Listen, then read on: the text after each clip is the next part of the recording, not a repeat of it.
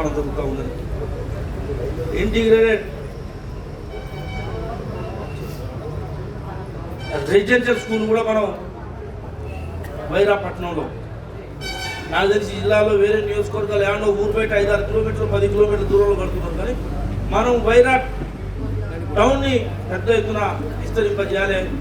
ఇటు ఆంధ్ర తెలంగాణ నడిబొట్టున ఉన్న పేరు ప్రాఖ్యాతలు ఉన్న ఈ వైరాన్ని పెద్ద ఎత్తున ఈ సిటీలా కనపడాలి. ఇది అనే ఉద్దేశంతో సిటీలాగా తయారు చేయలేదని పట్టణంలాగా తయారు చేయాలనే ఉద్దేశంతో మనం తల్లాడ మధ్య రోడ్డు మధ్యలో దాదాపు 20 ఎకరాల భూమిని ఇచ్చాను, శంకుస్థాపన చేసుకున్నాం.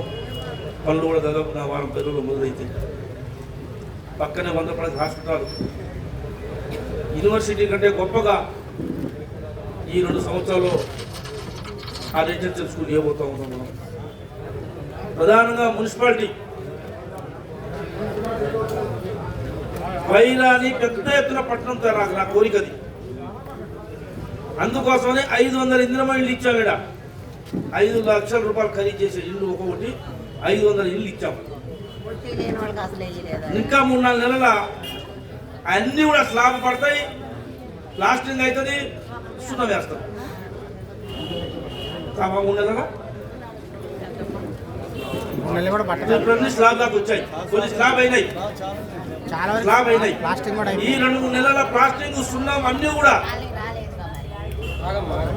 రాని వాళ్ళందరికి ఇస్తామా. అసలు ఏ రోడ్డు వైపు ఫామ్ హౌస్ పండించాలి మోసం చేసి మీ అందరికి ఇస్తామా, ఏం బాగలేదు. మీకు ఇందిరమ్మ ఇళ్ళు వచ్చిన వాళ్ళకి వచ్చినాయి, మాకు రాలేదు, రావో ఏమో, ఈ వైరాలో ఉన్న ఈ నాయకుడు మాకు రానియరో ఏమో, ఎమ్మెల్యే ఇవ్వడో ఏమో అనే ఒక ఆలోచన మీ మనసులోకి వెళ్ళి తీసేయండి అని మీకు నేను మనం చేస్తా ఉన్నా. శక్తిని వృధా కానివ్వకుండా నిరంతరం ఈ నియోజకవర్గం అభివృద్ధి జరగాలని చెప్పేసి మనకున్న 24 గంటల్లో 20 గంటలు ప్రభుత్వ పరంగా రావాల్సిన కార్యక్రమాలు సంక్షేమ అభివృద్ధిలో పనిచేస్తున్న నేపథ్యంలో ఈ నియోజకవర్గం అంతా వ్యవసాయ కూలీలు, చిన్నకారు కుటుంబాలతో కూడిన గ్రామీణ ప్రాంతంతో ఉండే నియోజకవర్గం. నేను ఎమ్మెల్యే అయిన తర్వాత, ఎందుకంటే గత 15 సంవత్సరాల నుంచి ఈ ప్రాంతంలో అన్ని సమస్యల మీద పూర్తి అవగాహన ఉన్న వ్యక్తిగా మరి వేరే పరిశ్రమలు లేవు ఇక్కడ.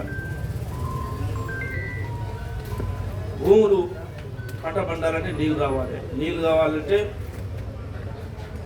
నాగార్జున సాగర్ నీళ్లు మొత్తం నాకు ఎక్కడ పెద్దగా ఉపయోగపడుతున్నట్టు లేదు. మన నియోజకవర్గానికి కాలువ మన దగ్గర చూపుతుంది కానీ నీళ్లు మనకు ఉపయోగపడుతుంది.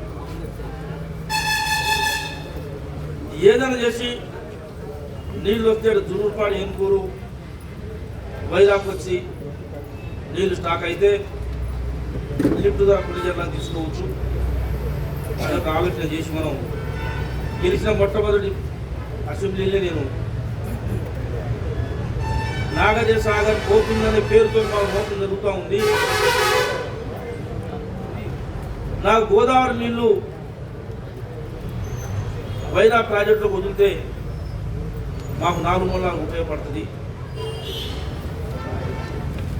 అని చెప్పగానే ముఖ్యమంత్రి గారు, గట్టి గారు,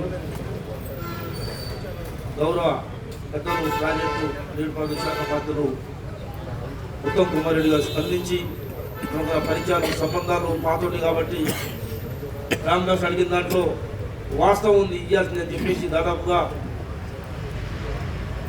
100 కోట్ల రూపాయలు కేటాయించి టెండర్ పెట్టించి తెలంగాణ రాష్ట్రంలో ఇందిరమ్మ రాజ్యం వచ్చిన తర్వాత ఏదైనా ప్రాజెక్టుల ద్వారా నీళ్లు వచ్చినాయంటే మొట్టమొదటి గోదావరి నీళ్ళని మనం వైరా కృష్ణా నది కలిపి వైరా చెరువులో వదిలిన ప్రాజెక్ట్ ఏదైనా ఉంటే మంది అని మనం చేస్తూ ఉంటాం.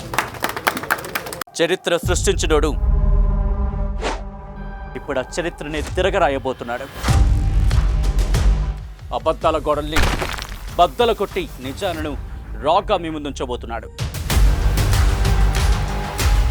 నిజమైన వార్తల కోసం వెంటనే డౌన్లోడ్ చేసుకోండి రా యాప్ని.